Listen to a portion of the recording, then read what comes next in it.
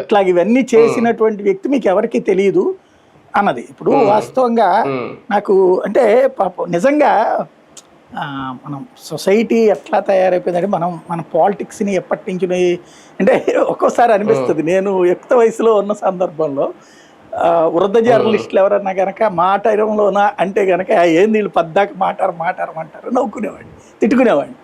ఇవాళ నేను అనేటప్పుడు మళ్ళీ నా యంగ్స్టర్ గుర్తుకొచ్చి మళ్ళీ నేనే అనుకుంటా ఇప్పుడు నా వయసులో అన్నప్పుడు. ఎందుకంటే అప్పుడున్న పాలిటిక్స్ ఇప్పుడున్న పాలిటిక్స్ చూస్తే అప్పుడే సోషల్ మీడియాలో ఇవన్నీ లేవు. ఇప్పుడు ఇందులో కామెంట్లు చూస్తే నాకు నవ్వు వచ్చింది అనమాట. ఎవరో వీరాభిమాని లేకపోతే వాళ్ళ పార్టీకి సంబంధించిన ఆయన పెట్టారు ఇట్లాగా 15 ఏళ్ళ నుంచి కష్టపడ్డటువంటి ఆయనకి 2015 నుంచి కష్టపడ్డ ఆయనకి ఇచ్చారని.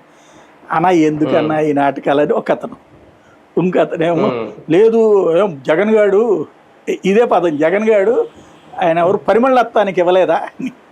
అతనేమిట చెప్పుకోలేదు కదా, జగన్ అలాగేం చెప్పుకోలేదు.